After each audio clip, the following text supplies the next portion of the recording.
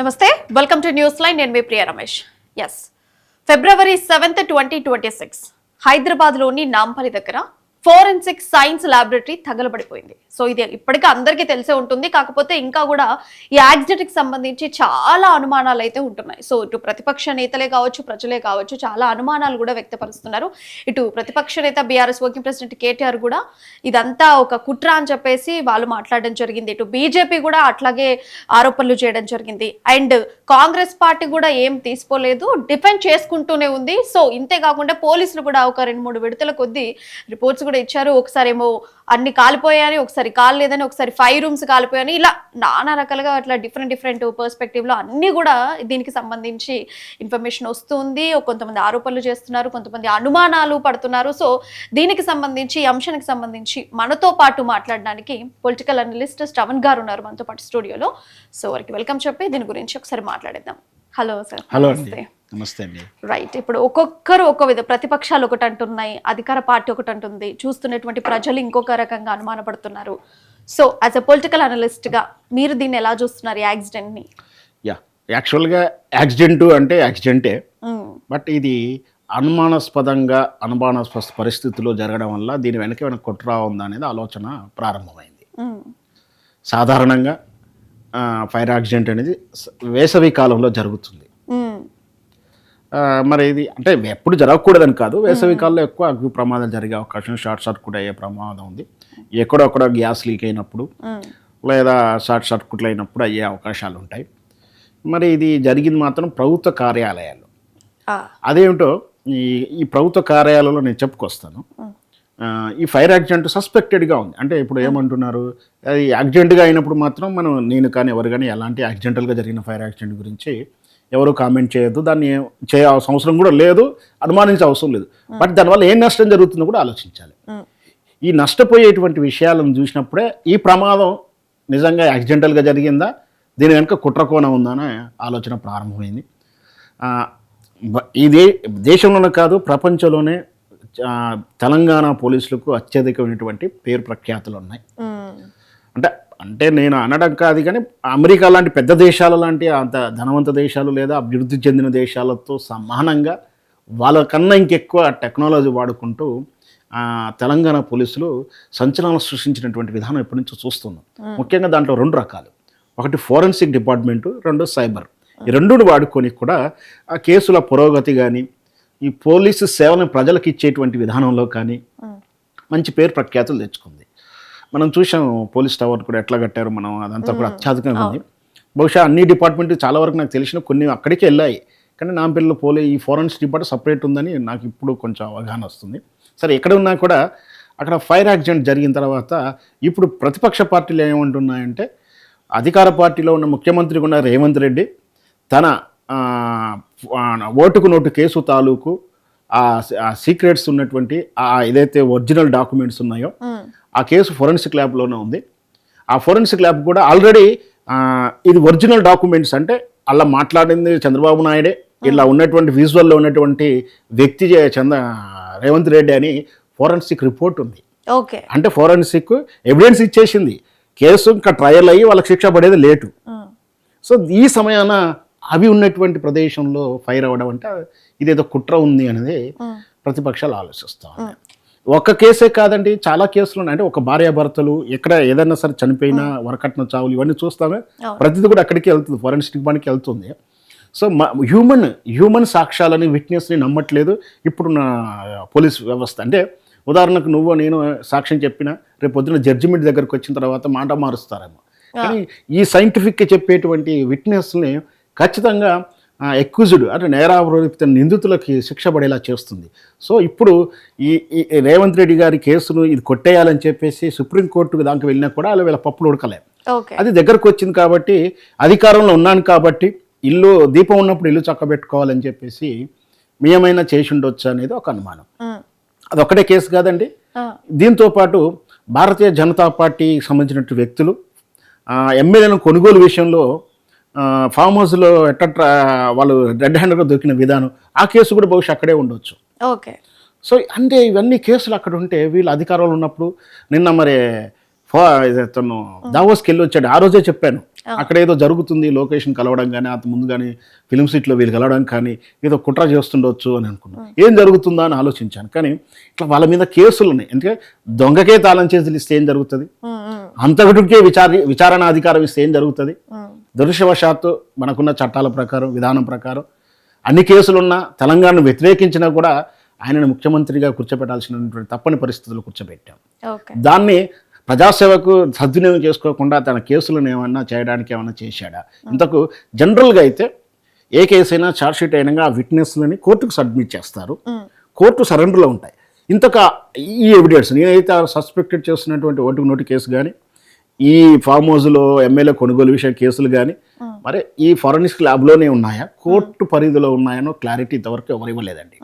మీరు స్పష్టంగా చెప్తున్నారు. మీరు ఒక షోయగల్ గారు కూడా డైరెక్టర్ షికాగోయల్ గారు అయితే చెప్పడం జరిగింది, అంటే మేము ప్రొడ్యూస్ చేసేసినాం కోర్టులకు, ఇందులో ఏం లేవు అని చెప్పడం అయితే చెప్పారు. కానీ అది ఓవరాల్గా చెల్లుబాటు కాదండి. నువ్వు ప్రెస్లు చెప్పినప్పుడు కాదు, జడ్జితో చెప్పాలా, లేదా విట్నెస్గా వాళ్ళు వైట్ పేపర్ మీద లేదా రెఫరెండంగా వాళ్ళు డిక్లేర్ చేయాలి, పేపర్ చేయాలి. ఎందుకంటే రేపు ఏమండి నేను ఫారెంటైన్ కాగానే ఎవరో మైక్ పెట్టారో నేను చెప్పేశాను, నేను అసలు యాక్చువల్గా మూట ఇప్పి చూడలేదు, ఆ బాక్స్ ఇప్పి చూడలేదు, అందులో ఏమున్నాయో ఏం లేవు అని రేపు క్రాస్గా చెప్పారు అనుకోండి, పోయినట్టే కదా. కాబట్టి ఈ ప్రెస్ కోసము ప్రతికాముఖంగా చెప్పిన ఏవి కూడా సాక్ష్యంగా చెల్లుబాటు అవ్వవు. ఇదే నిజమైతే వాళ్ళు అఫిడవిట్ ఇవ్వాలి, వైట్ పేపర్ డిక్లేర్ చేయాలి, లేదా పేపర్ రూపంగా డిక్లరేషన్ చేయాలి. అయినా మనకి ఇవన్నీ చెప్తూనే వాళ్ళు మరి ఇచ్చిన కంప్లైంట్లు ఏమున్నాయండి, ప్రాపర్టీ రూమ్ కూడా పోయిందని చెప్పి. అవును, ఒక 4-5 రూమ్స్ ఏమో ప్రాపర్టీ రూమ్స్ అంటే ఈ ఏవైతే విట్నెస్ గా ఉన్నటువంటి ఎవిడెన్స్ లో ఉన్నటువంటి ప్రాపర్టీస్ ఉన్నటువంటి రూమ్ కూడా అని స్పష్టంగా చెప్పినప్పుడు మరి ఇక మనం ఎంత సస్పెక్ట్ చేయకూడదు. సో ఇవన్నీ కూడా ఇట్లా ఫైర్ యాక్సిడెంట్లు జరిగినాయి కాబట్టి దీన్ని ఎందుకో జరుగుతున్నాయి అంటే నాకు ఒక్కటి అమ్మటే నేను గత 15-18 సంవత్సరాల నుంచి ఈ రాజకీయ పొలిటికల్గా ఇవి ఏం జరుగుతున్నాయని అబ్జర్వ్ చేస్తూ కొంతవరకు రాజకీయ అప్డేట్స్లో ఉన్నాను. ఇది ఖచ్చితంగా అంతకన్నా ముందు నుంచి కూడా ఉన్నాను కాబట్టి అబ్జర్వ్ చేస్తూ ఉన్నాను. ప్రతి ముఖ్యమంత్రి మార్పు, అధికార మార్పిడి, సాధారణ ఎన్నికలప్పుడు ఖచ్చితంగా ఈ రాష్ట్ర సెక్రటరియట్లో ఫైర్ యాక్సిడెంట్ జరిగిన సంఘటనలు ఉన్నాయండి. ఎప్పుడైనా సరే, అంటే ఎన్నికల టర్మ్ దగ్గర పడతాయి స్పష్టంగా చెప్తాను. 1994 తర్వాత 99 ఎన్నికలైనాయి. 99 తర్వాత 2004 అయింది, 4 తర్వాత 9 అయింది, 9 తర్వాత మళ్ళీ 14 అయినాయి. ఇట్లా ప్రతి ఎన్నికలకు కాస్త ముందు 3 నెలల ముందు 6 నెలల ముందు ఎక్కడా జరగవండి ప్రభుత్వ డిపార్ట్మెంట్లో. సెక్రటరియట్లో మాత్రమే ఫైర్ యాక్సిడెంట్ ఎందుకు జరుగుతున్నాయి, ఎందుకు అంటారు అంటే ముఖ్యమంత్రిగా తను చేసిన అవకతవకలని రేపు వచ్చే ప్రభుత్వము, ఒకవేళ మన ప్రభుత్వమే రాకుంటే రేపు ప్రభుత్వానికి ఎవిడెన్స్ ఉండకూడదు అనేటువంటి విధానాన్ని పాటిస్తున్నారు ఈ కొట్టిల రాజకీయ నాయకులు. మీరు చూసారా, ఏపీ అమరావతిలో కూడా జరిగినాయి. అంటే వీళ్ళ నేర్పిన విద్య మనకు మొదటి నుంచి లేదు. నేను డేట్ కూడా ఒకసారి చెప్తానండి, వివరంగా మాకు చెప్తాను. ఎందుకు అంటే ఇప్పుడు రేవంత్ రెడ్డి ముఖ్యమంత్రి మార్పు దగ్గరకు వచ్చిందా, అందుకనే ఆయన ఏమైనా ఫైర్ యాక్సిడెంట్ చేస్తున్నాడా, ముఖ్యమంత్రులు మారుతారు అన్నప్పుడల్లా, ఎన్నికలు జరుగుతాయి అన్నప్పుడల్లా జరిగాయి కదా. మీరు అదే ఎప్పుడు కానీ టర్మ్ చేంజ్ అయిపోతుంది, టర్మ్కే కాదు. ఇప్పుడు ఈయనకు కాంగ్రెస్ లో ఉన్నటువంటి అవలక్షణం ఏంటి, టర్మ్ దాకా ఆగాల్సి లేదు, ఈయన తీసేసి ఇంకొక పదవి కాలం ఎంత రోజులు ఉంటుందో చెప్పలేం. కాబట్టి ఈ మున్సిపల్ ఎన్నికలు అవుతా ఉన్నాయి, రేపు మా పోయి ఫిరాయింపు ఎమ్మెల్యేది కూడా ఎన్నికలు వచ్చేలా ఉన్నాయి. ఈయన పైగా మనం చూస్తున్నాం మినిస్టర్లో కూడా ఎన్ని గొడవలు అవుతున్నాయి, ఒక మినిస్టర్కి ఎలాంటి గొడవలు జరుగుతున్నాయో చూస్తూ ఉన్నాం. ఎప్పటికైనా నా పదవి పోయేలా ఉంది అనుకున్నాడేమో. మనం అంటే పోయేది దగ్గరకు వచ్చానే ఉండాలి, లేదా పదవి ఉన్నప్పుడే దాని సగరిటువంటి ఆయన ఏర్పాట్లు ఏమైనా చేసుకుంటున్నాడా అని నా అనుమానాలు. ఇవన్నీ కూడా వాటికి నా అనుమానాలు కానీ మనలాంటి వాళ్ళ అనుమానాలు నివృత్తి చేయాలంటే ఖచ్చితంగా వాళ్ళు ఒక వైట్ పేపర్ డిక్లేర్ చేసేయాలి. వైట్ పేపర్లో ఇది జరిగింది జరగలేదని నేను ఒకసారి చెప్తాను. ఒకవేళ ముఖ్యమంత్రియే మార్పు ఉంది అని అనుకుంటే ఈ యాక్సిడెంట్ వల్ల అసలు ఏంటి అది కూడా చెప్తాను. 1994 నుంచి 99 వరకు, అంటే మొదట్లో 94-99లో ఫస్ట్ ఎన్టీ రామారావు ముఖ్యమంత్రి అయిన తర్వాత ఆయనకు వెన్నుపోటు పొడిచి ఆయన మనోవేదన గురి చేసింది. ఆయన ముఖ్యమంత్రి అయిన చంద్రబాబు నాయుడు ముఖ్యమంత్రి అయిన తీరు మనందరికీ తెలిసింది కదా. ఇది సెప్టెంబర్ 99లో ఎన్నికలు జరిగాయి. ఈ కాస్త ఎన్నికల ముందు సెప్టెంబరు అంటే అధికార మార్పిడి జరిగే ముందుకు సెక్రటరీలో ఫైర్ యాక్సిడెంట్ జరిగింది. సెప్టెంబర్లో ఫైర్ యాక్సిడెంట్ అంటే అధికార మార్పిడి జరిగే ముందు ఎన్నికల ఫలితాలు రాకముందు అన్నట్టు ఎన్నికలు జరిగి ఆ పీరియడ్లోనే మళ్ళీ జరిగింది. 94, 99 అండ్ 24లో 1999, 2004 వరకు రెండో టర్మ్లో చంద్రబాబు నాయుడు ముఖ్యమంత్రి ఉన్నాడు. దీంట్లో నాకు అవైలబిలిటీ దొరకలేదు, కానీ ఇక్కడ కూడా ఫైర్ యాక్ట్ జరిగింది 99% గుర్తుంది కూడా. అంటే రెండో టర్మ్లో చంద్రబాబు నాయుడు ముఖ్యమంత్రిగా ఉన్నప్పుడు మనకు ఇంటర్నెట్ అవైలబిలిటీ దొరకట్లేదు, కానీ నేను చదువుకుని గుర్తుంది, అప్పుడు కూడా ఫైర్ యాక్సిడెంట్ జరిగింది. 2004 నుంచి 2009లో వైఎస్ పాలన జరిగింది. వైఎస్ పాలనలో ఏప్రిల్లో జరిగితే ఎన్నికలు, మే 7వ తారీఖు ఫైర్ యాక్సిడెంట్, మే 7 తర్వాత మే 7 అంటే బహుశా 12కో 13కో ఇంకా ఎన్నికలు ప్రకటించలేదు. ఎన్నికల నిర్వహణ అయిపోయింది, ప్రకటన జరగలే. కానీ డి బ్లాక్లో ఫైనాన్స్ డిపార్ట్మెంట్లో ఫైర్ యాక్సిడెంట్ జరిగింది. అప్పుడు ఉన్నది అంటే మళ్ళీ కాంగ్రెస్ ప్రభుత్వం రాకపోవచ్చు అనేది వాళ్ళ సస్పెక్టేషన్. మీకు అర్థమైంది, మళ్ళీ రాదు, ఫలితాలు ప్రకటించలేదు, ఎన్నికలు జరిగాయి, రాకపోతే ఎట్లా అని చెప్పేసి అనుమానం ఉందేమో, కాబట్టి అప్పుడు జరిగిందనేది నా అంచనా. రైట్. మళ్ళీ 2009 నుంచి 2014 అంటే తెలంగాణ ఏర్పాటుకు ముందు ఇది ఇంకా భయంకరం అండి. మనకు మేలో ఎన్నికలు జరిగాయి, ఏప్రిల్లో సి బ్లాక్లో, అది కూడా ఏంటంటే రోడ్ అండ్ బిల్డింగ్స్ డిపార్ట్మెంట్లో కిరణ్ కుమార్ రెడ్డి గారు ప్రభుత్వం ఉన్నప్పుడు. ఇంకా నిన్న అమరావతిలో కూడా జరిగిన ఎన్నికల ముందు జరిగాయి, రీసెంట్గా కూడా జరిగింది. అంటే అధికారంలో ఉన్న వాళ్ళు ఎన్నికలు సాధారణ ఎన్నికలు కొంచెం ముందుగానే, ఎన్నికలప్పుడు ఎన్నికల ఫలితాలు ప్రకటించక ముందు కొంచెం ఆకాస్త అటు ఇటు డౌట్ ఉన్నప్పుడు ఇట్లాంటి ఫైర్ యాక్సిడెంట్ జరుగుతున్నాయి. ఇప్పుడు మనకి ఎన్నికలు లేవు, మనకి ఇంకా 2.5-3 సంవత్సరాలు ఉంది. అయినా కూడా ఎందుకంటే కాంగ్రెస్ లో ముఖ్యమంత్రి మార్పు, ఈ రేవంత్ రెడ్డి గారు వచ్చిన 3 నెలల నుంచే మనం మార్పు వింటా ఉన్న పదం.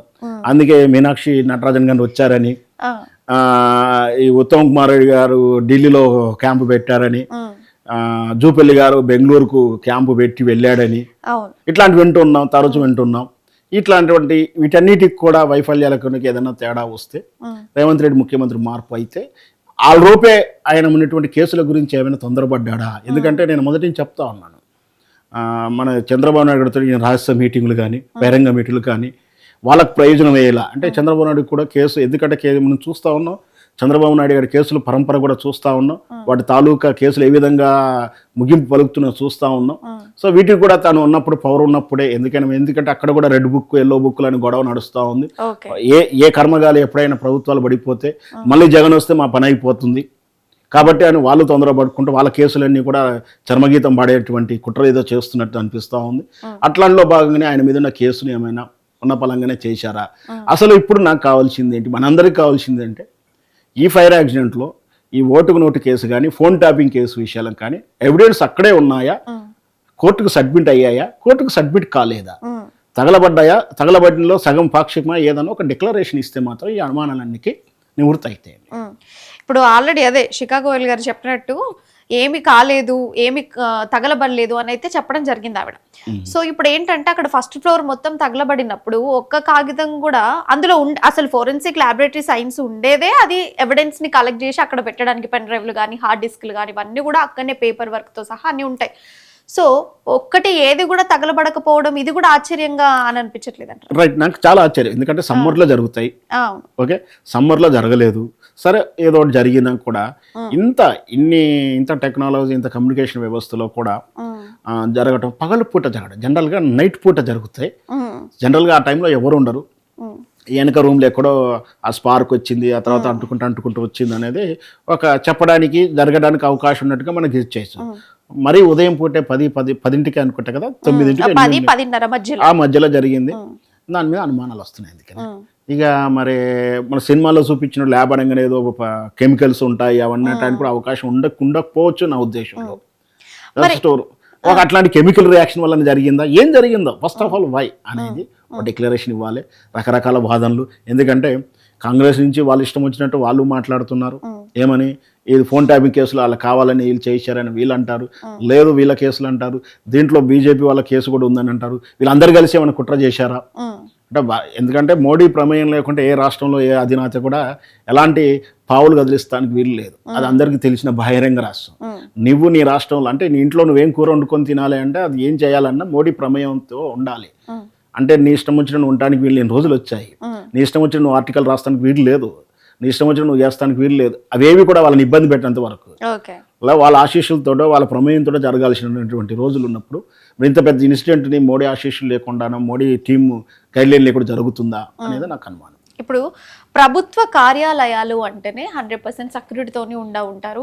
ప్రతి ఒక్కరు అక్కడ ఎవరు లోపలికి రావాలన్నా బయటకు రావాలన్నా ఫుల్ ఆఫ్ సెక్యూరిటీ ఉంటుంది. మరి ఇట్లాంటి తరుణంలో అంత సెక్యూరిటీ ఉన్న ప్లేస్లో అసలు ఫైర్ యాక్సిడెంట్ ఎందుకు జరిగింది, ఎక్కడ జరిగింది, ఎందుకు జరగాల్సిన అవసరం ఎందుకు వచ్చింది అనేటువంటి అనుమానాలు కూడా చాలా మందికి ఉన్నాయి. ఇది మీ వర్షన్లో మీరు చెప్పండి. ఎస్, కరెక్ట్, మీరు చెప్పారు. నాకున్న క్రైమ్ నాలెడ్జ్ ప్రకారం, అంటే క్రైమ్ ఇన్వెస్టిగేషన్ జర్నలిజంలో ఉన్నటువంటి అవగాహనతో చెప్తాను. సీసీ కెమెరాలు పనిచేస్తున్న ఒక వాదన వచ్చింది. మరి సీసీ కెమెరా ఎందుకు పనిచేయవు, ఎందుకు పనిచేయకూడదు అంటే పబ్లిక్ కి జనానికి సీసీ కెమెరాల వాల్యూని అవేర్నెస్ చేస్తూ ఫండింగ్ చేస్తూ అవేర్నెస్ చేస్తున్నట్టు పోలీస్ డిపార్ట్మెంట్ నిర్లక్ష్యం వహిస్తే ఎలా? ఎందుకంటే సీసీ కెమెరా పనిచేయడు. ఒకవేళ పనిచేసేంత వరకు కొన్ని ఉన్నా కూడా అవి రికార్డ్ అయితే హార్డ్ డిస్క్లే కాదు, మెయిల్ సిస్టంలో కూడా వెళ్ళిపోయి సేవ్ అయి ఉంటాయి. అక్కడి నుంచి కూడా రికవర్ చేయొచ్చు, పెద్ద విషయం కాదు. ఈ అనుమానాలు తీయాలంటే వాళ్ళకి ఇట్లాంటి అనుమానాలు అంటే పోలీసులు నిష్పక్షపాతంగా ఉన్న విషయాన్ని చెప్పాల్సి ఉంటుంది. ప్రెస్కోనో పక్క వాళ్ళతోనో ఎవరితో మాట్లాడేది కాదు. ఏది మాట్లాడినా రిటర్న్గా రాసి డిక్లరేషన్, వైట్ డిక్లరేషన్, లేదా ఒక కమిషన్, ఎంక్వైరీ కమిషన్ వేసి ఇది జరిగింది జరగలేదు, లేదో కోర్టులో మేము సబ్మిట్ చేసినటువంటి ఆ రోజు, ఫర్ ఎగ్జాంపుల్ ఒక 8 నెలల కిందనో ఏడాది కిందనో ఈ ఓటు నోటు కేసు లేదంటే ఫోన్ ట్యాపింగ్ కేసు అన్నీ కూడా కోర్టుకు సబ్మిట్ చేశాము.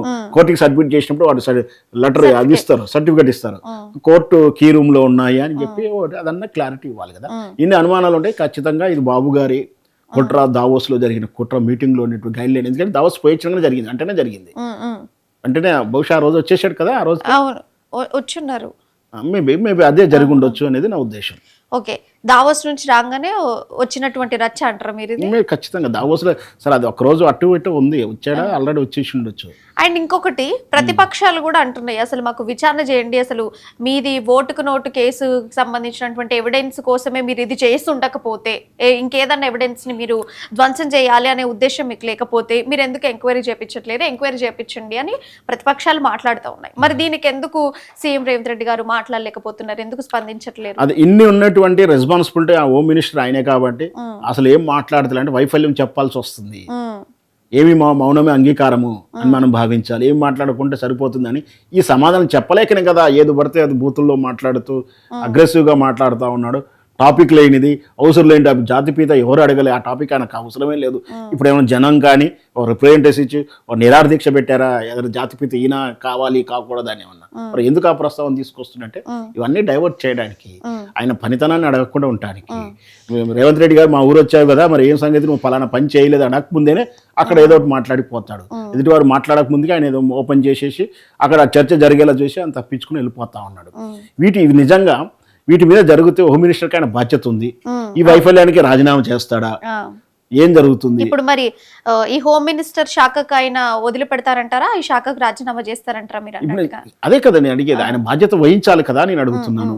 లేదా అది ఇప్పుడు ఆల్రెడీ అసమ్మతి చాలా మంది ఎదురు చూస్తున్నారు. రాజగోపాల్ రెడ్డి గారు మినిస్టర్ కోసం చూస్తున్నారు. అట్లాంటి మంచి నాయకుడికి ఇస్తాడా, మరి బట్టి గారికి ఇస్తారా? ఎందుకంటే హోమ్ మినిస్టర్ అంటే మీకు తెలుసు ప్రేక్షకులకి ఒక రకంగా పవర్ఫుల్, అంటే సీఎం కన్నా సీఎంతో సమానంగా పవర్ఫుల్. అందుకనే ఆ హోమ్ మినిస్టర్ పోస్ట్ అనేది ఎవరికి పడితే వాళ్ళకి ఇవ్వకుండా జాగ్రత్తగా పెట్టుకుని వాళ్ళ దగ్గర పెట్టుకుని, మన సినిమాలో కూడా చూస్తుంటాం హోమ్ మినిస్టర్ అది అంకుశం సినిమాలో వాళ్ళు వీళ్ళు ప్రభుత్వం పడేయడం కీ రోల్ అది. అందుకనే బాగా మన రేవంత్ రెడ్డి గారు ఆ హోమ్ మినిస్టర్ శాఖ ఆయన దగ్గరే పెట్టుకున్నాడు, మరి విద్యాశాఖ కూడా ఆయన దగ్గరే పెట్టుకున్నాడు. ఆల్రెడీ ఈ రాష్ట్రంలో శాంతి భద్రతలు దెబ్బతింటున్నాయి. విద్యాశాఖ అంటే మనం దానికి సంబంధించి రోజు స్టూడెంట్స్ ఎవరో ఒకరు హిమాయత్ నగర్ కానీ యూనివర్సిటీ కానీ పోవాలి కదా, ఎవరు పోయట్లేరు. ఆనాడు ఈ కోదండరామరెడ్డి సార్లు కాక ఇంతమంది ముందుకెళ్ళి అవి చేస్తా అని చెప్పి నిరుద్యోగుల దగ్గర పోవడానికి భయపడుతున్నారు. ఈ రోజు వాళ్ళు నిరుద్యోగ సభకు రావాలని కూడా భయపడుతున్నారు వాళ్ళు. సో ఇట్లా దాని తప్పిదాలను కప్పించుకోవడానికే చేస్తున్నాడు. ఒకవేళ నిజంగా ఏది జరిగినా ఈ ఫైర్ యాక్సిడెంటల్గా అయితే జరిగిన నష్టమైంది ఉన్నటువంటి మనం ఇంతసేపటికి ఈ కేసు విషయాలే మాట్లాడుతున్నాం కానీ సగటు రాష్ట్రంలో జరిగినటువంటి చాలా మర్డర్లు, చాలా cheatings, financial cheating also, financial cheating అక్కడ వైట్ కలర్ అఫెన్సెస్ అంట వాటి, వైట్ కలర్ అఫెన్స్ అన్ని డాక్యుమెంట్స్ ఎవ్రీథింగ్ ఏదైనా ఫోరెన్సిక్ వెళ్ళిందంటే అక్కడికి వెళ్తుంది. హెడ్ ఆఫ్ ది డిపార్ట్మెంట్ అది. మనకు బహుశా మన మిత్రుడు కాంగ్రెస్ నాయకుడు తెలవక ఫోరెన్సిక్ సెంట్రల్ గవర్నమెంట్ ఏదో చెప్తున్నాడు వేరే ఛానల్లో, నవ్వు అనిపించింది. సరే ఆయన పరిజ్ఞానం అంతవరకు మనం ఏం చేయలేము. ఫోరెన్సిక్ ఎంత అట్లా అనుకుంటే ప్రతిదీ సెంట్రల్ గవర్నమెంట్కి అయిపోతుంది. మున్సిపాలిటీ కూడా సెంట్రల్ గవర్నమెంట్, వీధి దీపాలు కూడా సెంట్రల్ గవర్నమెంట్ అవుతుంది. సరే అవగాహన రాహిత్యంతో అన్నాడో, కావాలంటే వాళ్ళ కాంగ్రెస్ని వాళ్ళ ప్రియతమ రేవంత్ రెడ్డి గారిని కప్పిపుచ్చుకోవాలని అన్నాడో, కానీ ఏ జరిగినా ఈ రాష్ట్రంలో జరిగింది. హోమ్ మినిస్టర్ అంటే హోమ్ డిపార్ట్మెంట్లో జరిగింది. రాష్ట్ర ముఖ్యమంత్రికి ఆయన బాధ్యత వహించాలి, హోమ్ డిపార్ట్మెంట్కి ఆయన బాధ్యత వహించాలి, క్లారిటీ ఇవ్వాలి. ఎందుకంటే మర్డర్ చేసిన వాళ్ళు, రేపులు చేసిన వాళ్ళు, వాళ్ళకి నిందితులకు శిక్ష పడకుంటే ఏం సంగతి, ఏం జరుగుతుంది? బయట తిరుగుతూ ఉంటారు శిక్ష పడకపోతే. ఇప్పుడు ఇది కూడా మీరు కూడా ఇంతకుముందు అన్నారు, మేడం కూడా రిపోర్టర్తో మాట్లాడుతున్నాడు, అవేవి రేపు లెక్కకు రావండి. కోర్టు జడ్జి దగ్గర ముందర విచారిస్తున్నప్పుడు జడ్జి కన్నుల ముందా ఆయనకి ఎదురుగా ఈ రకంగా చెప్తే ప్రజల్ని మోసం చేసినట్టే కదా. అదే చెప్పాను, కోర్టు జడ్జి ముందులా ఏమి చెప్పితే అది మాత్రమే రికార్డ్ అవుతాయి, అది మాత్రమే పరిగణలోకి తీసుకుంటారు. ఆయన ఏ ఎవిడెన్స్ని పరిగణలోకి తీసుకుంటే అది వాటి మాత్రమే లెక్కలోకి వస్తాయి. అప్పుడు మాత్రం తీర్పు వస్తారు. మీరు సాధారణంగా మీరు ఎప్పుడైనా చూడండి, ఏదైనా నేరం జరిగినా, దొంగతనం జరిగినా, వాడిని తీసుకొస్తే నాలుగు అంతే, అవును సార్ నేను దొంగతనం చేశాను, పలానా ఇంట్లో పెట్టాను, పలానాకి అమ్మాను, పలానా కాడ దాచాను అంటాడు, నిజం చెప్తాడు. రాసిరంటే రాసిస్తాడు, కొడతాడు, వాళ్ళు పోలీసులు కొడితే చెప్తాడు ఏమన్నా, కానీ అక్కడ ఏం చెల్లవు, అవి ఏమీ చెల్లవు. ఎందుకంటే పోలీసులు కొట్టి చెప్పించాడని ఆడ అబద్ధం చెప్తాడు. అందుకనే కోర్టు దగ్గర, పోలీసుల దగ్గర ఏం చెప్పినా, బయట ఏం చెప్పినా, కోర్టు పరిధి కానీ బయట ఏం చెప్పినా, అంటే చాలా వరకు ఈ మధ్యకాలంలో ఇవే ఈ సోషల్ మీడియాలో ఉన్న వీడియోలు కొన్ని సాక్ష్యాలుగా పరిగణించిన సందర్భాలు చాలా ఉన్నాయి. ఇవి సాక్ష్యాలుగా పరిగణించాలంటే చాలా ప్రూఫ్ చేయాలంటే ఖచ్చితంగా దీని గురించే మాట్లాడారు, దీని అప్పుడు ఏ ఒత్తిడి లేదు, మంచి ఇన్ఫర్మేషన్తో మాట్లాడారు నిరూపించగలిగితే అది విట్నెస్ అవుతుంది. అప్పుడు మేడం ఏముంటుంది, ఫైర్ యాక్సిడెంట్ అయింది, వెంటనే విలేకరులు వచ్చి అడిగారండి, నేను చెప్పాను, నిజంగా సరిగ్గా పరిశీలించలేదు, అయినా చెప్పడానికి ఛాయిస్ ఎప్పుడు ఉంటుందండి, ఇది అడిగి చెప్పడానికి ఏ 5 ఏళ్ళో 10 ఏళ్ళలో పడుతుంది.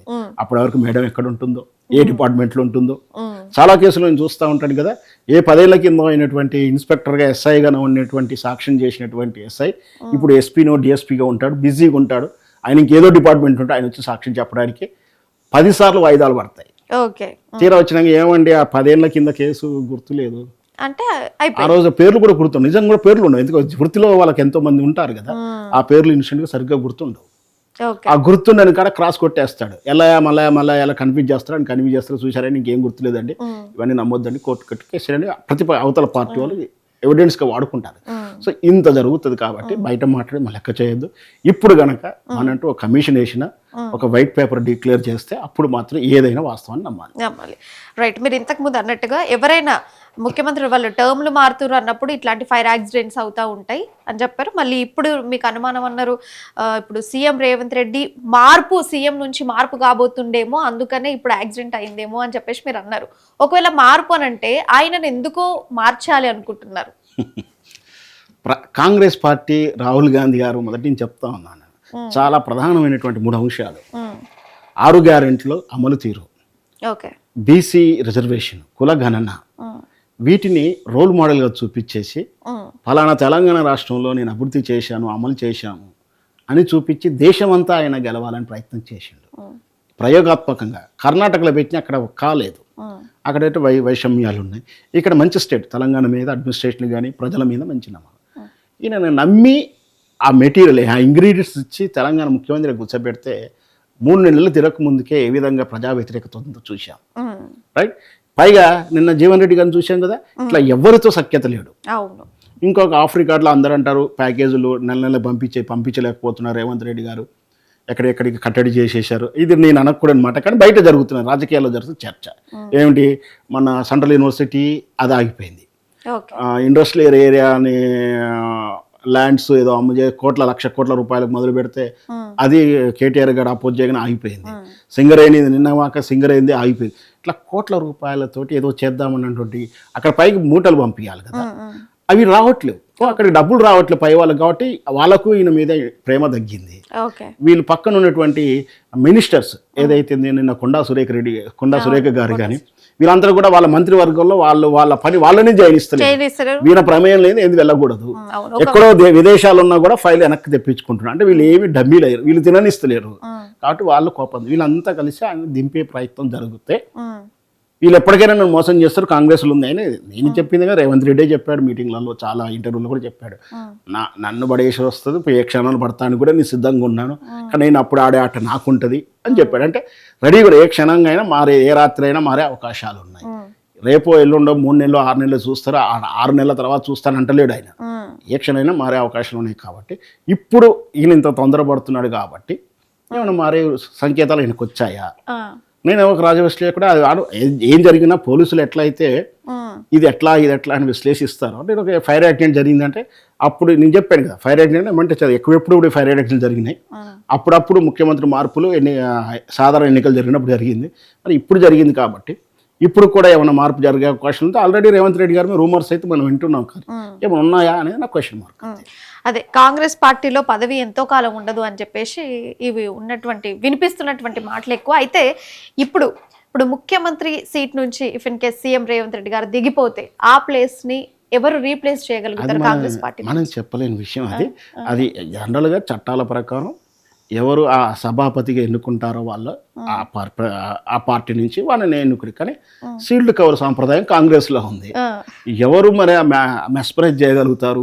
అందరికీ తెలిసింది బట్టి విక్రమార్క గారు, అసలు కావాల్సిందే ఇప్పుడు ముఖ్యమంత్రి బట్టి గారు అని చెప్పి అందరూ అంటుంటారు. సరే, రకరకాల కారణాలతో ఆయన ఉపముఖ్యమంత్రిని వచ్చేసి స్పీడ్ అని తగ్గించారు. అందరికీ తెలిసింది పొంగులేటి గారు, బట్టి గారు, ఉత్తమ్ కుమార్ గారు. సో వీళ్ళు కాదు అంటే రకరకాల పేర్లు 1-2-3 వినిపిస్తున్న కోమరెడ్డి వాళ్ళు కూడా బ్రదర్స్ నుంచి కూడా ప్రపోజల్. కానీ ఏమైనా కూడా ఇవి మేనేజ్మెంట్ అనేది భారీ ఎత్తున ఉండాలి, ఆ స్కిల్ కూడా క్యాప్టెన్షిప్ స్కిల్ ఉండాలి, వీళ్ళ మీద నమ్మకం ఉండాలి, వాళ్ళ మీద వీళ్ళకి నమ్మకం ఉండాలి.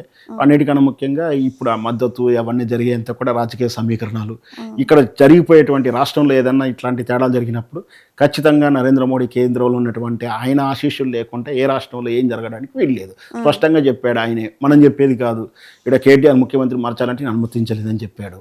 అంటే ఇక్కడ రేవంత్ రెడ్డి ప్రభుత్వం పడిపోవాలన్నా ఉండాలన్నా కూడా మోడీ ప్రమేయం ఉండాల్సిందే. ఎవరు మోడీ ఆశీస్సులు తీసుకుంటే ఇప్పుడు చెప్పిన మన పేర్లలో బట్టి గారు కానీ, అంటే రాహుల్ గాంధీ, ప్రియాంక గాంధీ, సోనియా గాంధీ ఆశీస్సుతో పాటు మోడీ ఆశీస్సులు కూడా ఉండాలి, వాళ్ళే ముఖ్యమంత్రి. ఇక మొత్తంగా చూసుకుంటే ఇప్పుడు ఈ ఫైర్ యాక్సిడెంట్ కేసులో చూసుకుంటే ఇది ప్రతిపక్షాలు ఏవైతే ఆరోపిస్తున్నాయో ఇవి ఓటుకు నోటు కేసుకి సంబంధించి కానీ, ఫోన్ ట్యాపింగ్ ఎవిడెన్స్ కానీ వీటిని కొలాబ్ చేయడానికే ఇదాంటిదని చెప్పేసి ప్రతిపక్షాలు అయితే ఈ రకంగానే చెప్తూ వస్తున్నాయి. సో ఫైనల్ గా మీరేమంటారు దీనికి ఒక కంక్లూడ్ ఇచ్చి? ఖచ్చితంగా యాక్సిడెంట్ అయితే నో డౌట్స్. దాని వెనుక కుట్ర దాగి ఉందంటే ఆ కుట్ర కారణమైన వాళ్ళు తెలవాలంటే ఎంక్వైరీ కమిషన్ వేయాలి. అంటే యాక్సిడెంట్ గురించి ఎవరికి అభ్యంతరం లేదు, అది కుట్రకోణం అయితే ఒకటి. ఒకవేళ యాక్సిడెంట్ అయి ఉంటే నష్టం ఏం జరిగింది, ఏ కేసులో ఏ ఫైల్స్ పోయాయి, ఎట్లా పోయింది, ఎంత కాలానికి చెప్తారు, ఒక వైట్ పేపర్ అయితే కావాలి. మరి అవన్నీ ఏం చేయలేదు. బట్ ఎఫ్ఐఆర్ మాత్రం స్పష్టంగా వాళ్ళు ఏమేమి రాశారు మన అందరికీ బహిరంగ రహస్యమే. రేపు పొద్దున ఏ కేసులకి ఎంత నష్టం జరుగుతుందో అన్నీ కూడా భయాందోళన ఉంది. ముందే చెప్పాను, ఈ రాజకీయ నాయకులు వీళ్ళంతా ఏదో ఒకటి పార్టీ ఇవ్వాలి, ఈ పార్టీలో రేపు ఇంకో పార్టీ మారుతాడు, ఆ పార్టీ మారుతాడు. కానీ మహిళల్ని మైనర్లను రేప్ చేసిన వాళ్ళు, దొంగలని, ఫైనాన్షియల్ అంటే వైట్ కలర్ అఫెన్స్ చేసిన వాళ్ళు, వీళ్ళంతా సమాజంలో చీడపురుగుల్లా ఉండి ఉంటారు. వాళ్ళని అట్లా వదిలేస్తే సమాజానికి చేడు. కాబట్టి వాటి విషయంలో జాగ్రత్త తీసుకొని ముందు ఆ ఎవిడెన్స్ తాలూకు సెకండరీ కాపీ ఉందా, కోర్టుకు సబ్మిట్ చేశారా, వాటి సంగతి ఇది క్లారిటీ ఇవ్వాల్సిందిగా ఆ సదరు ఏ డిపార్ట్మెంట్ నుంచి ఇస్తారా, అంటే హోమ్ డిపార్ట్మెంట్ ఇస్తారా, ఈ ఫోరెన్సిక్ వాళ్ళు ఇస్తారో ఒక వైట్ పేపర్ ప్రకారం ఇస్తే ఈ అనుమానాన్ని పోతాయి. Right sir, thank you so much.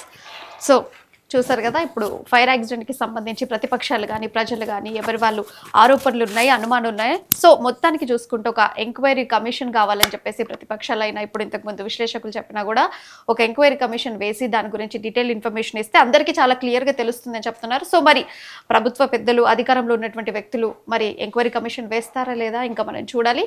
So that's all for now. చూస్తూనే ఉండండి న్యూస్ లైవ్.